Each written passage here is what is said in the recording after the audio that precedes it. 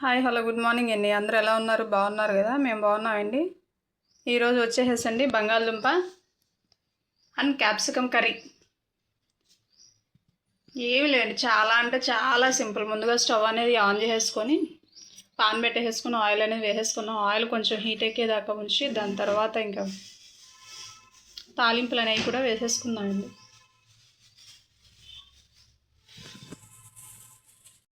కదండి, ఆయిల్ అనేది బాగా హీట్ అయింది. ఇప్పుడు తాలింపులు అనేవి కూడా వేసేసుకుందామండి. తాలింపులు అంటారా, పోపు దినుసులు కూడా అనండి. పచ్చనపప్పు చెప్పాక చాలు.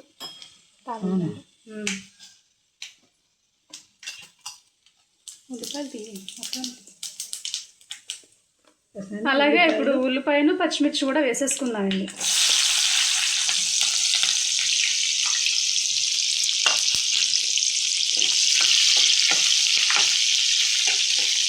కొంచెం దోరగా ఫ్రై అయ్యే వరకు బాగా వేగనిద్దాం.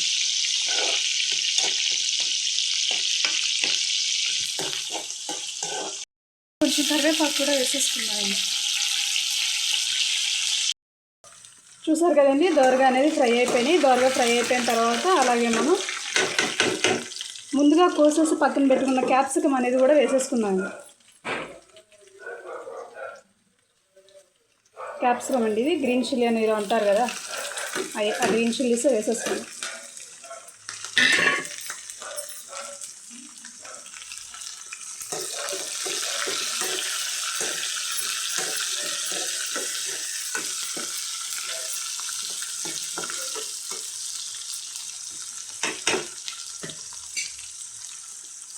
అవి కొంచెం బాగా మగ్గనిద్దామండి. ఒక 5 మినిట్స్ బాగా మగ్గనిస్తే తర్వాత ఇంకా బంగాళదుంప అనేది కూడా వేసేసుకోవచ్చు మనం. కదండి, బాగా మగ్గనిచ్చిన తర్వాత అలాగే కొంచెం అల్లం వెల్లుల్లి పేస్ట్ అనేది కూడా వేసేసుకున్నాను.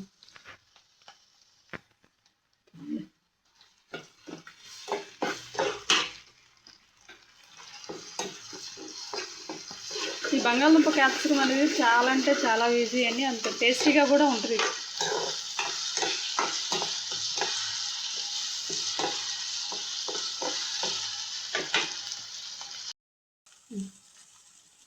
రుచికి సరిపడా సాల్ట్ అనేది కూడా వేసేసుకుందామండి.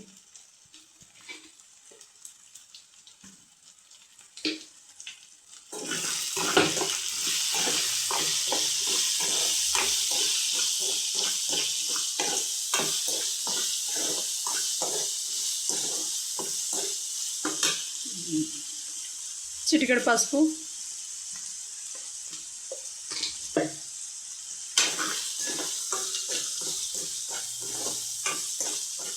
అలాగే మీ ఘాటుకు తగ్గ కారం. మీరు ఎంతవరకు అయితే ఘాటు తింటారో అంతవరకు కారం కూడా వేసేసుకుందాం.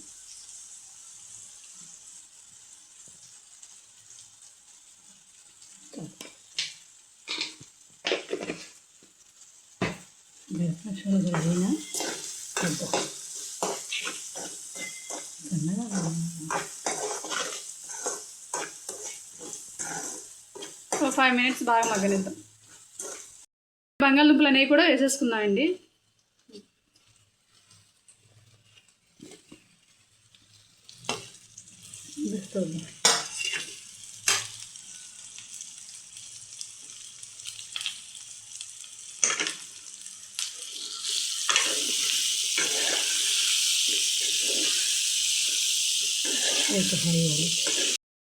చూసారు కదండి, బాగా అనేది కలిపేసుకున్నాము. మొత్తం అన్నీ కలిపేసుకున్న తర్వాత ఒక 10 మినిట్స్ బాగా మగ్గనిద్దామండి. చూసారు కదండి, 10 మినిట్స్ తర్వాత అనేది బంగాళదుంప క్యాప్సికమ్ అనేది రెడీ అయిపోయిందండి. ఇంకా స్టవ్ ఆఫ్ చేసేసి పక్కన పెట్టేసుకున్నాను. ఈ వీడియో కనుక మీకు నచ్చినట్లయితే లైక్ చేయండి, షేర్ చేయండి, కామెంట్ చేయండి. అలాగే ముందుగా సబ్స్క్రైబ్ చేసుకోండి. సబ్స్క్రైబ్ చేసుకోవడం మాత్రం మర్చిపోవద్దు. ఓకే, బాయ్ అండి.